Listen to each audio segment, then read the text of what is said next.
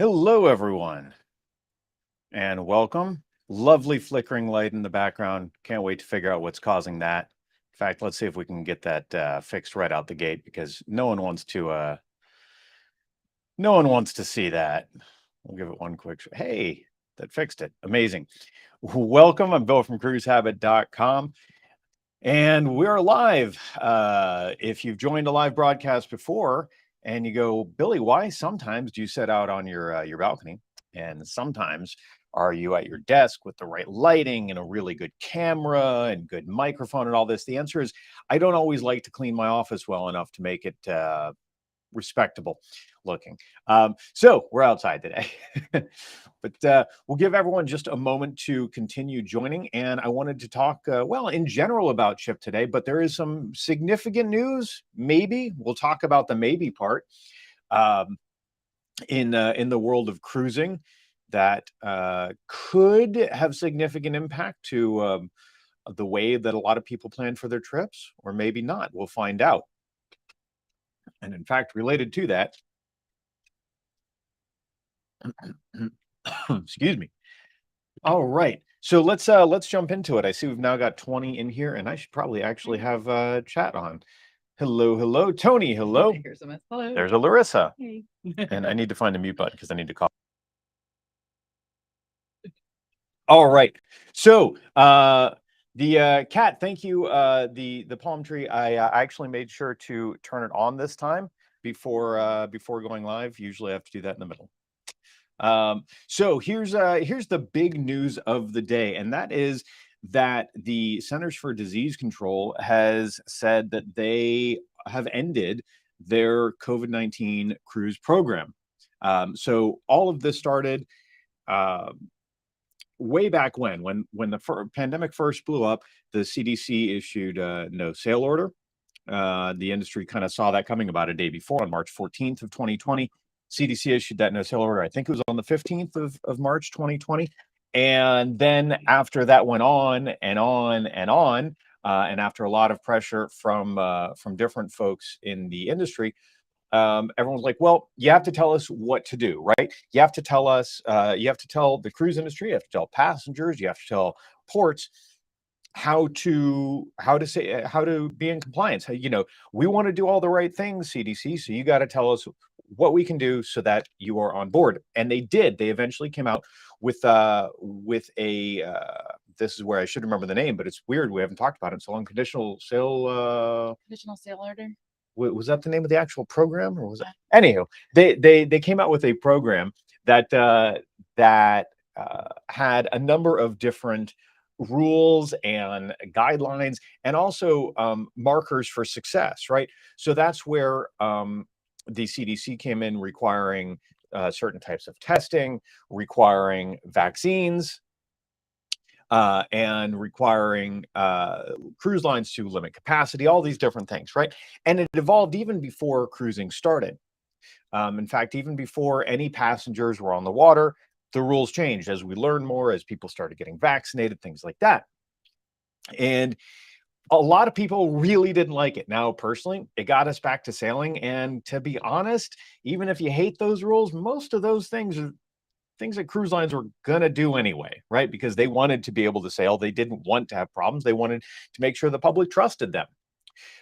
So that's what we've been doing since June 5th, I think it was, of last year, when we set sail on Celebrity Millennium. That was the first cruise back in North America. So technically that wasn't under the CDC's program, but that was kind of when everything restarted. The first cruise out of the US was June 25th on Celebrity Edge. We were there as well.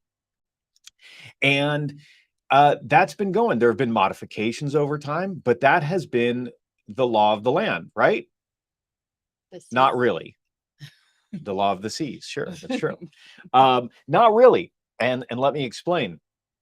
There were certain things that cruise lines did, that cruise lines required, such as certain vaccination thresholds and other testing requirements, that had nothing to do with the CDC, that were above and beyond what the CDC wanted.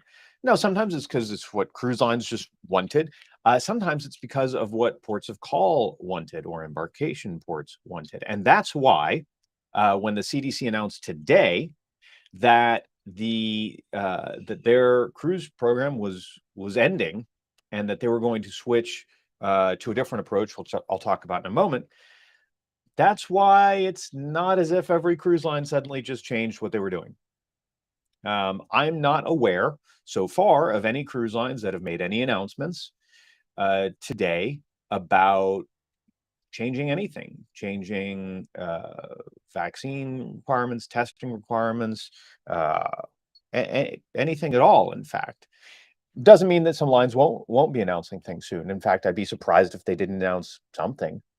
Now, in the past few weeks, in the past, yeah, I guess 2 to 3 weeks, maybe even a little more, a couple cruise lines have dropped testing requirements for very specific ports, not in the United States. Some of them, P&O, for example, even said, "Hey, we're doing this as a test. Let's see how it works out, see what happens." And I'd said since that started happening, and people said, "Oh, are they going to drop in the U.S. next?" I said, "Not yet, because there's one critical thing that needed to happen before cruise lines really let any of their guard down. And that is that crew testing requirements needed to change. Um, because if you're testing crew consistently, and I don't want to say randomly, but without prompting because of symptoms or anything like that, and you have to isolate crew when someone tests positive, doesn't matter if they're asymptomatic, which I understand, right? You don't want to spread illness to other people. Then you can't go dropping any other requirements. You need as little COVID as possible to get on those ships. Doesn't mean it's perfect, right? Nothing is perfect. I had COVID on a ship a week ago. You can check out that video over at on our YouTube channel. So now that some of these requirements for crew seem to have gone away with this program, because all of this fell under this program, will we see those requirements drop? And, I guess time will tell, but I'll tell you why we shouldn't expect any major changes. One is that, like I said, even when the conditional sail order was in full effect, and there was still a lot of debate about some of these policies, we saw cruise lines making more strict policies than required because ports of call. If the U.S. Virgin Islands, if the Bahamas, if any given government that cruise ships regularly visit in the Caribbean, which means they're likely sailing from the United States, says jump, the cruise lines, if they want to keep sailing there, they're going to say how high, and that makes sense, right? Let me jump into to a couple comments real quick, and then I'll keep talking about this. So, Jasmine, they shouldn't have ended it, in your opinion. COVID's still very much out there. Listen, I had COVID a week ago. It's still very much out there. But I think what you're going to find is that they're ending it, like I said, may not actually change very much. And I also wouldn't be surprised if the CDC comes in with some other things in a moment. We'll talk about that. Crystal, think Princess decreased vaccination percentage from 95 to 90%. They did. That was before this announcement, because the CISO, the conditional sail order, did not require a 95% threshold. They actually had multiple thresholds depending on, and they had different labels, right? Fully vaccinated. I can't even remember the names right now, but they had different thresholds depending on the percentage of people vaccinated on board, and I believe whether people were boosted, in fact. And there wasn't a whole lot of movement when the CDC came out with that part, which is just several months ago. There wasn't a whole lot of movement behavior, but it didn't require 95%. So yeah, Princess announced that, I think it was 2 days ago, actually, which is interesting because Princess was one of the lines that definitely took the more conservative approach to the return to cruising. They kept mask requirements, I think, longer than anyone, 100% vaccine thresholds longer than anyone. But the pandemic is an evolving situation, and Princess recognized that, and they've made adjustments. They also had the benefit, all cruise lines, in fact, have had the benefit of seeing what others have done, especially if they're in their own brand, but even not, in various parts of the world, to see what adjustments causes what impact. It's all kind of an experiment in that way. So, so what will happen now? Like I said, nothing immediately changed. you will see that there are going to be restrictions that stay based on the ports of embarkation, but especially ports of call. So like I said, the Virgin Islands was one of them that had some specific requirements. The Bahamas had some specific requirements. But there are other influences as well. You could potentially see that as this happens, there could be some ports of embarkation that have new rules based on this, saying, oh, well, if we can't be guaranteed that certain things are happening on ships, might maybe we will, as a port of call, come up with some new rules. Another possibility is that cruise lines could band together, even separate companies, and make some things that they agree to as a body. We might see that, for example, from CLIA, Cruise Line International Association, which is sort of it's a lobbying group. It's a group it's where all the cruise lines come together to talk about what's best for the industry, and help promote the industry, get a lot of data out there, whether it's to media, to governments, things like that. And the CDC, as well as several cruise lines, especially though not exclusively Norwegian Cruise Lines and Royal Caribbean Group, they worked a lot in coming up with these programs before the conditional sail order. So they hired a lot of pretty smart people to do this research and figure this stuff out a while ago. So it wouldn't surprise me at all if we see something from cruise lines, maybe even from CLIA in the coming days, saying, hey, here's our plan going forward, or at least here's our plan for a plan going forward, even if they don't have all those things lined up yet.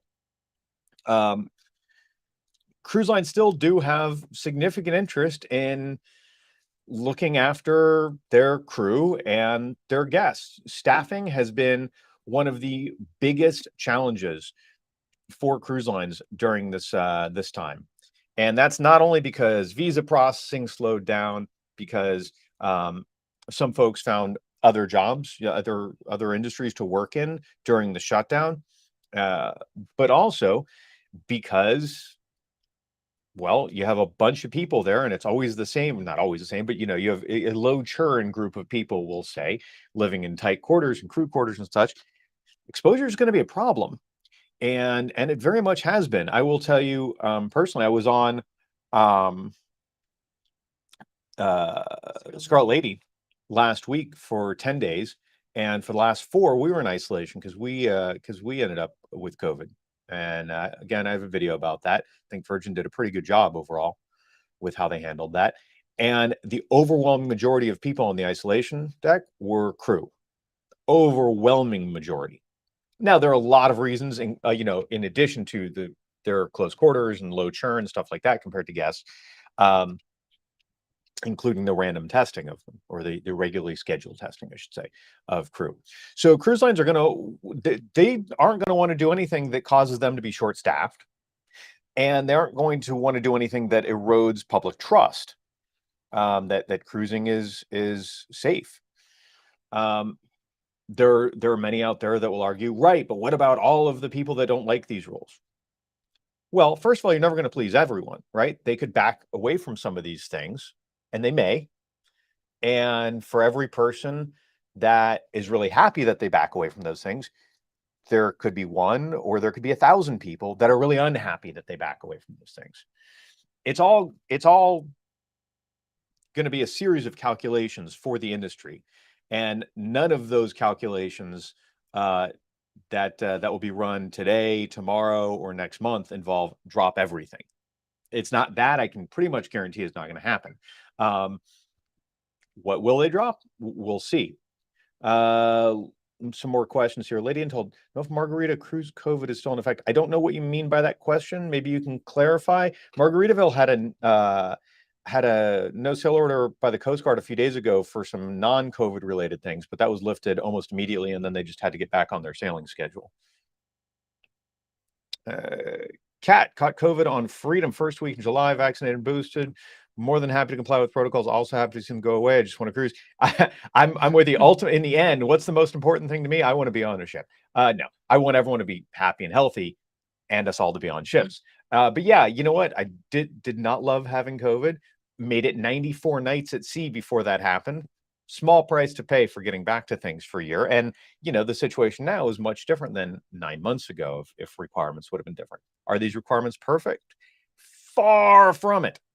And maybe that's why we will see some change from certain cruise lines. However, better is good, rather. Better is good. And a lot of these requirements, I think most will find from a number standpoint, better is good. Now, doesn't mean they're doing everything, right? If it was up to me, and some of you may hate me for saying this, if it was up to me, every cruise line would be testing for COVID at the port. I think it's kind of stupid at this point to say, oh, you tested 3 days ago? Come on board. No, if that's what you're going to do, I guess that is better than nothing, but not by a lot. So if it was up to me, I would be much more comfortable with a big change in approach in a more conservative direction there. Vaccines, you know what? We can talk about that. The reason vaccines, by the way, are important to cruise lines, even if you said, and this is not the case, but even if there was zero protection against illness from vaccine, if it was only against severe illness, well, guess what? No cruise line wants anyone on a vent on board. So I could see where there are also difference in requirements for a 3-night versus a 7-night, right?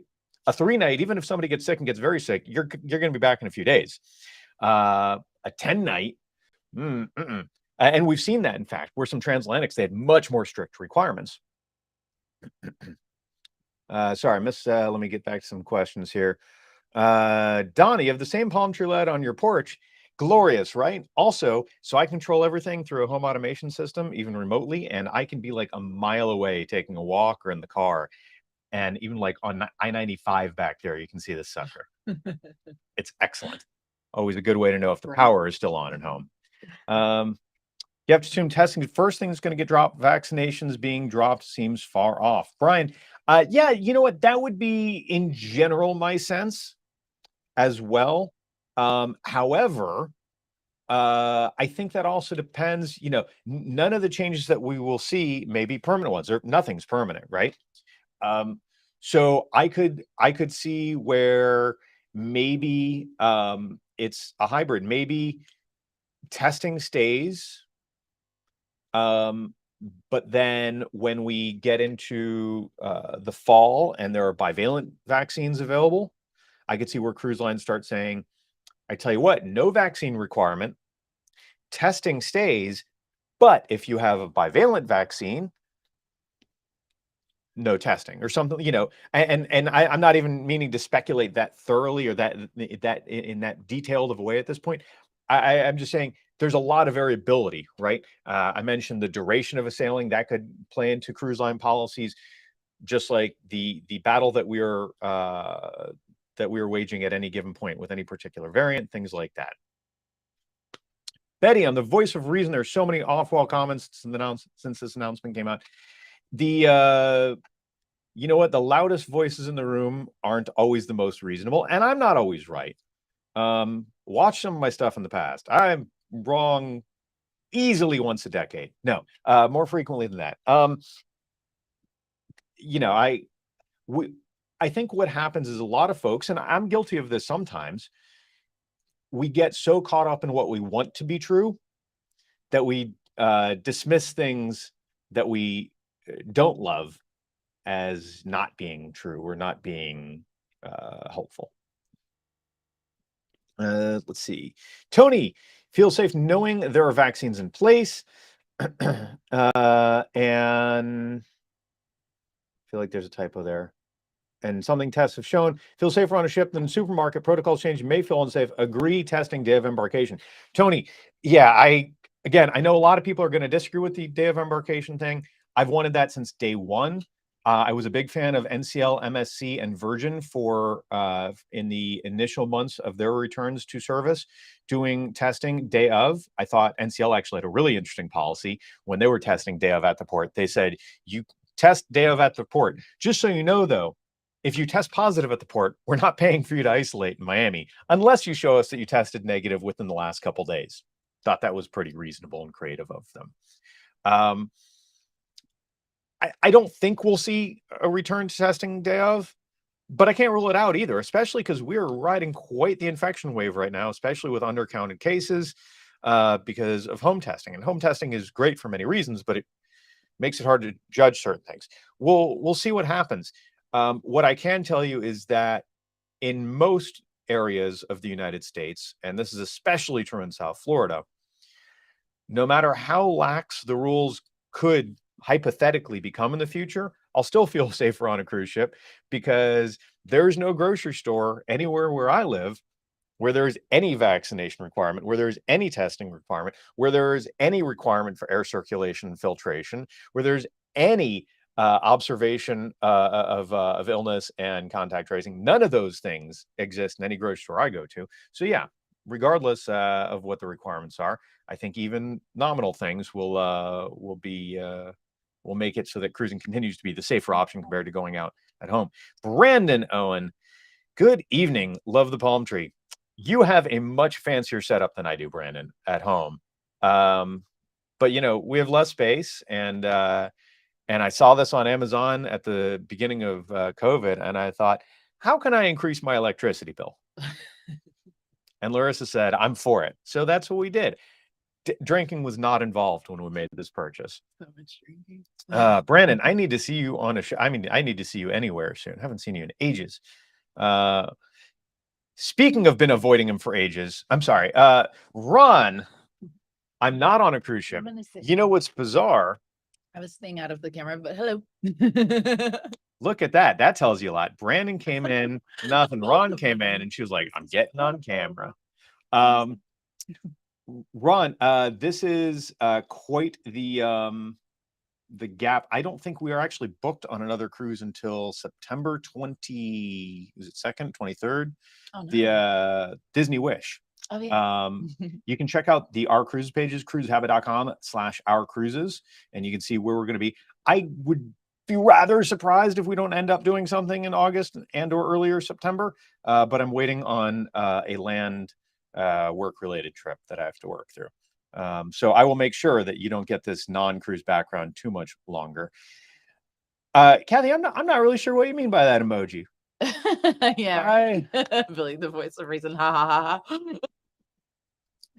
Doreen, no more tests. Doreen, listen, I'm open to hearing arguments here. For me, I've just not found testing inconvenient. And I don't think you're likely to find anyone who tests other than people who work on a ship as often as we do. Yeah. Because we've been on a ship every 3 to 4 weeks since the restart. Maybe there's an element I'm not thinking of. I realize it can be tricky in certain areas to get a test, but ever since EMED with that testing, you can do it right on your phone, tablet, or computer. Makes it real easy. So is it perfect? Again, no. I tested negative a day before I tested positive on Scarlet Lady. I get it. Not perfect. Good is better. Better is good. Better is good. Excuse me. And if it wasn't for better is good, then maybe I wouldn't have made it all 94 days without getting COVID. It's also a reason why I'm for testing at the port, though. It makes it more convenient. Yep. Ooh, a lot of comments here. I'm sorry. I'm running behind. I'll go faster. Karen, would you rather test 2 to 3 days before you get to the port? Here's what I recommend to people. Test before you leave to go to the port. Yeah. And then test at the port, or test the morning of via EMED. Do something like that, because I don't want anyone traveling only to get turned away. That seems like not fun for anyone at all. True. Let's see. P&O Australia have 100 cases right now. They did not require proof of negative test.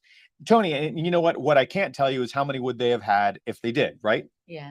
Devil's advocate, maybe they would have had 100 if they did require testing. I suspect not. I suspect the answer would have been they would have had more than 0 and fewer than 100. But who knows? It's with the strains that are out there now. Alan James, someone I have never seen at sea except for this one time I saw a picture on Holland America's New Dam that looked just like him. That's right. I printed out the picture. Hello, my friend. Yes, we are both feeling much, much better. Yeah. I was actually talking to Wilson earlier. Is Wilson in here? Yeah, you are. I'm pretty much negative on the test, but I was talking to Wilson earlier, and he's better as well. He had COVID 8 days ago, I think, and he got a nice mild case, and I felt like I swallowed glass for a few days. Yeah, but all of us are feeling a lot better now. Hi guys. Tony, do you know if the recent I feel like something got cut off there, Tony. I wanna see. Scrolling faster. Wow, I'm way behind. Keep the comments coming, guys. I'll be faster. I'm sorry. Brandon. Oh, I've heard, and you're getting all sorts of weird mail soon. It's going to be so exciting. I value your opinion on all things, Brandon, and I want to know what you think. I think what I'm looking forward to. So Brandon's a pretty chill guy, and what I like and what I maybe haven't focused on with Virgin stuff is the fact that Virgin has a lot of very relaxed stuff on board, and I don't think I focus on that enough. And Brandon will be my test for that. Bear with me, I had to change screens for just a second because of the flickering light thing, but I wanted to put something up on the screen here. Oh, now you're seeing how that, well, you're not seeing how the sausage is made. You're just seeing me stressing about sausage. I don't know anymore. I don't know. Okay, got that going. Do I know if recent no sale? Oh, so I see. I'm so far behind. Tony, no, it's not related to COVID at all. Tony G says related to watertight doors. I believe it. I actually haven't read that, but that may be very possible. I know it was quickly resolved, but they have a very specific schedule because they act as transport, so they couldn't just like leave a day late, and they only do 2-night sailing, so they had to wait until they were back on their schedule. Is it wrong that all I can think about is finding a job you can work remotely so you can sail more often? Brian, it's not. That's what we do. That's what we do. Yeah. In fact, if you haven't seen it before, check out, just search probably work remotely or something like that over at cruisehabit.com. I've got an article talking about it because it's important to know what you're getting into. Yeah. It's not all great. One, you have to know what ship, what region, stuff like that. And two, the devil of temptation is never more prominent than when you're working on a cruise ship, but it can be a great option for some. Jump on Mariner to Bermuda in October. We will be in Europe in October throughout almost all of October. Well, a big chunk, and then I gotta, yeah. I'm excited about doing our cruise in Europe. Or Ron, just change from Mariner over to a river cruise in Europe. That's easy, right? Yeah. Easy. Come with us. Parker, problem is the cost of testing these days now is no longer free. I think if you're vaccinated, then no test. So I will acknowledge there is a cost component. I would encourage you to think about it in a few different ways. One, and this is maybe pedantic, and please feel free to send me hate mail for this. I don't mean to be a jerk. It's just the way I am. Testing was never free, ever. Somebody was paying for it. Your insurance company was paying for it. Or federal government, taxpayers were paying for it. The easy way of handling that, to me, with those eMed kits, it works out to be $25 a piece. Yeah. So when you're spending, whether it's $500 or $15,000 on a cruise, that's a pretty small part. Do I think that we might get to a point that we drop testing in favor of vaccines? I think that's very possible. In fact, I think we might have been able to get away with that months ago before Omicron. Yeah. Right? Will we get there when there are bivalent vaccines? Maybe. That's kind of what it's months out there, and all any of us can do is speculate. But I could see something like that happening. Kat, yeah, I'm all about that at home or at wherever you are, at a hotel or at whatever. It would be cheaper too, because sometimes going to a doctor, you have the fee that you have to pay in addition to just the testing costs. So yep. Yeah. During having your vacation plans hang by a test is ridiculous. Been cruising since last June. COVID's not going. I get that part. I believe me, that resonates with me. And I think when we get to a point that we're even better at treating folks, and or the evolution of the pandemic such that the virus is less and less severe, which is already a trend. And generally, by the way, in pandemics, that's what happens. Transmits easier, less severe. Viruses need live hosts to spread. I think to that extent, that's something we can probably get to in that direction, if not by means of other more newly efficacious vaccines. I don't know. the way that I personally look at it now, as much as, like I said, I resonate with that sort of anxiety, right? That pre-cruise test anxiety is, it is as big of a concern to me that I would become sick and not get to enjoy my cruise. Mhm. So anything I can do to help reduce the odds of myself or anyone else becoming sick and not enjoying their cruise, to me, sort of offsets that pre-cruise anxiety. But again, I get it, especially for those who are It's flying to it. frustrating. We've got, trust me, that's something that we've been thinking about for October when we're going to Europe. Like, Yeah. we have this multi-leg, multi-week trip that's going to be tricky. Alan, I appreciate that you refer to yourself by your beard. And now I love I that. like that a lot. Piano, yes, Karen, several cruise lines have been doing that, not in the United States. I'm looking forward to maybe Clea or others putting out kind of the results of that. We'll see what happens. Kathy, let me know. I need a full report. I think I gave you this assignment before for some speed tests. I need to know that is highly relevant to my interests. Yes. I mean, celebrity, edge class, beyond needing to work. Yes. Please let me know.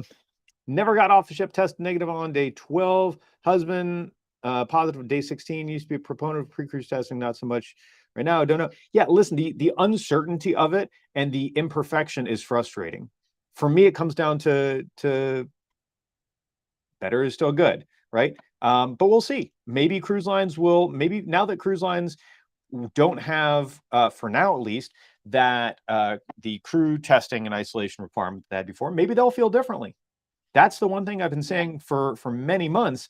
They can't do anything in the United States about these policies, regardless of any other law changes, if the crews still have to test negative like that. So maybe we'll see a change. Listen, none of this is, I don't think it's, I wouldn't say that it's wildly unlikely that testing gets dropped anytime soon. I don't think that's going to happen anytime soon, but I wouldn't say it's wildly unlikely either. Well, when I say sometime soon, like, I don't think anyone's making that announcement tomorrow. How's that? Only way to know if pre-cruise testing makes sense, lowering the number of cases on board, is to know how many people test positive and were denied boarding. Betty, and I can guarantee you that a lot of them are. And if you, I'll tell you a weird way that you can know with a reasonable level of certainty that people are. I don't mean surveying people. I don't mean, trying to get some sort of information from the cruise line. On your next cruise, so I'll back up. Suites sell out, period. Suites sell out. Oh, well, why don't cruise lines make more of them? They need them to sell out, because if not, it's inventory that they have all sorts of price protection problems with. Suites sell out. Oh, the cruise is only at 20% occupancy. Suites sell out. So if you go on a cruise and you go up on day one, you say, are there any suites available to upgrade to? Somebody tested positive. Yeah, Well, somebody canceled last minute, right? Whatever the reason is. And But often that's the now, most common yeah. these days. And as someone that has been upgraded to suites, I can tell you it's a thing. Yes, Brandon, I knew I could trust you to back me up on that. Nothing is free. Yeah. Nothing is free. Everything's paid for by people paying into insurance, people paying taxes, charities, and not charities paying for COVID tests, but I'm just saying in general, nothing is free.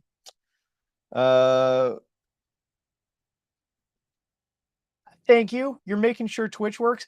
Kathy, is anyone in there? I've never actually seen if anyone's in Twitch.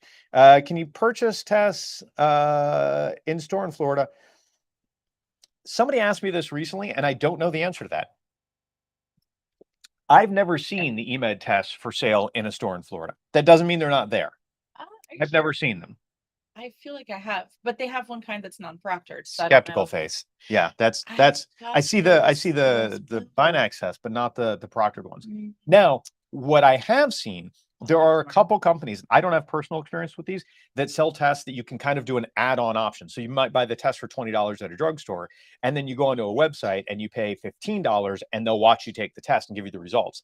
I have seen tests that some of those companies will work with. I've no experience with those and don't even remember the names. So that's potentially an option. A lot of good it does. You cut off. Oh, wait, hang on. A lot of good it does when everyone on board is a negative test result and you come home with COVID. So, hard argument. Flu, and this is, again, Billy being pedantic. Flu is short for influenza, which is a different virus materially. Now, you mean it's something that in general right now is especially for the vaccinated, but in general not making people very ill. You're correct. It is so much more infectious, and that's the problem. In fact, that's an even bigger problem than months ago. So the problem is you don't want on day 5 of a cruise 40% of the guests waking up with a throat feeling like mine did on Saturday last week, for example. Do you think cruise lines will let the crew go mask free now? Brandon, that's a good question. I mean, I don't. I think today's change will impact that? No, because the CDC wasn't why crew was wearing masks, right? Throughout this process, we've seen crew has masks and they don't have masks. Then they had masks only inside, and depends on the cruise line. I find it unlikely for the same reason that you were talking about dropping testing requirements, because as long as the crew still has to test negative, I don't think that. Well, does crew have to test negative at this point, right? Right. Because the CDC changes, maybe not. Yeah. Now, I never even got to this. I went way off tangent here. Something that's a very real possibility. You're making me lean too far forward. I'm sorry. Something that's a very real possibility is in the coming days, weeks, whatever, that we see existing laws updated outside of any cruise COVID program that might require something like that. I don't know if that'll happen, but we have to acknowledge that just because the program went, it's like if standardized testing went away in a certain school district, it doesn't mean that Scantron is going out of business, right? Because there are going to be other tests. They just might be under different programs. I'm not saying that there will certainly be things like that, but it's possible. So I guess one, it depends on the crew testing stuff. And the other point is, let's face it, some of that is optics. And I actually don't like the optic part, because while I understand that cruise lines want to have the appearance of doing everything they can do, I don't like feeling like the crew are second class individuals in that particular way. So I've kind of some mixed feelings about that. I also just have a hard time remembering. You're my only follower on Twitch. Oh man, you can log out from there. Yeah, you can come back, in whatever your preferred platform is. I appreciate you. I think the answer is I either need to do something to get people to follow me on Twitch, or maybe just give up on the Twitch thing. Doreen, I think that anyone that suggests that pre-cruise testing makes COVID go away is an idiot. I don't call people idiots a lot on my videos, but yeah. So certainly I wasn't arguing that. Yeah. Better is good. That's my argument. Better is good. If you tell me that people testing for their cruise reduces the odds of me waking up sick or you waking up sick and having your cruise ruined in that way, Yeah, by good. 10%, Sure, I'm good with that, man. Then keep the testing going. That's my personal take. Others can disagree, and that's okay. But that's the way I look at it. Is however inconvenient someone thinks testing is, I think being sick on a cruise is less convenient. That's me. Brandon, you purchased test in store last winter from another company, not eMed, for a friend. Found another online company that would monitor it, successfully use that negative test aboard back in April. Yeah, I've seen some of those, Brandon. And every time, if you have a picture or you have the name, send me a text or something. I don't know what's wrong with my brain. Every time I run across one of those, I go, oh, I should try that one someday. And, just at least remember what it is. And I never remember to do it. Go to the store. You have to go for me, I think. So yeah, I have a prescription pickup. I was going to check, but I can't go inside. Oh, yeah.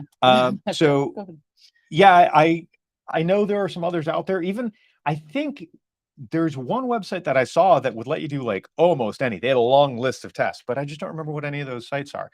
I use eMed at this point out of habit. Like I'm so used to the format, logging in, the exact test, I can do it blind. I think I've probably I've probably done 15 of those. Oh, and they're doing this thing now where they ask Maybe you if more. you've done it before, so they don't bother you with too many of the Sometimes, if instructions, not, which I just that's emphasize helpful. like really used to this, guys. Let's First time, read the last few this out. times I've done this, like, have you done this before, so they don't overdo it with Yeah, more that's pressure maybe? I like I that. appreciate I like that, that yeah. enough. I will real quickly see where I will shamelessly plug two things real quick. Not sure why that's not working. Show. All right, well, that's not working. Virgin Voyages Groupcruise.com. Don't know why the graphic isn't coming up. Plugging that because we do have another group cruise coming up. Actually, we have one group cruise and that we're hosting and one that we'll be on that our friend Mike is hosting. So Virgin Voyages Groupcruise.com. That's going to be December 2nd of 2023 on Valiant Lady for 8 nights. There's some crazy rates when you look at the nightly cost of that, especially though not exclusively for suites, some crazy rates. And also, if you want to cruise before that, kidfreefebruary.com. We're going to be on Scarlet Lady in February. Excited about both those things. Check out our YouTube videos to see what we've been doing on group cruises. I got even more of those coming out very soon. I wonder why the background didn't show up. That's so weird. I wonder if I made it blurred background, if like that's what that would do. Usually I have a different way of handling my graphics, but when I did that, for some reason, the tree was flickering, and I don't think you guys want to see that. So anyway, that was a lot of rambling. Those are my thoughts. I guess the TLDR is don't go thinking all these rules are going away. Some of them might change, but there are a lot of reasons, ranging from cruise ships having a vested interest in doing what they can to reduce cases on board, to ports of call having their own rules. It's still flickering. Let's try to change it. Let's see. Hey, it's not flickering anymore. There are a lot of reasons that I think things may change, but not quite in the way that some folks think. Brandon used Azova app for a supervised test. Azova. Ask your doctor about Azova. I don't know what Azova. Doesn't that sound like something like caution? Azova may result in unexplainable death or explosive diarrhea. No. Some people taking Azova. I don't know. I'm getting punchy here now that I can do that. I'll show you virginvoyagesgroupcruise.com. Like I said, some incredible suite prices and regular prices as low as $1,020 per person for an 8-night cruise on Valiant Lady in December. Late night stay in San Juan. Always a big fan of that, as well as St. Croix. I want to charter a yacht in St. Croix. I'm probably not. Annette would be like, Billy, why are you telling people what you want to do? We haven't made any plans yet. And I'd be like, I know, Annette. I'm just telling people what I want to do. But I want to charter a yacht in St. Croix. Brandon, you just don't take Azova, because Azova was clearly the issue there.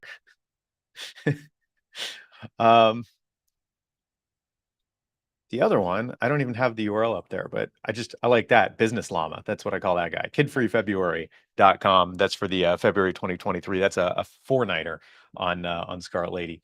I just like the Business Llama. It's my favorite llama. It's Larissa's favorite llama out of all of our llama friends. All right. So yeah, I think that that does it for us. Our cruise plans are wait to figure out what my next work trip is, so that I can book my air to go somewhere in August, and then I think get another one on the books. We've got September 5th coming up. We can't really let a holiday go without a cruise. That seems like a shame. So we've got to figure that out. Maybe somebody can tell us where we should go. We could do a cruise, or maybe we could do an all-inclusive. Dun dun dun. Oh yeah, we need to do all inclusive. I don't know. We'll see. This image, you flipped it, and I flipped it. Did you flip the image? I picked it up and I flipped the image. Is that what you did? And then we've got September 23rd is Dish on the Wish.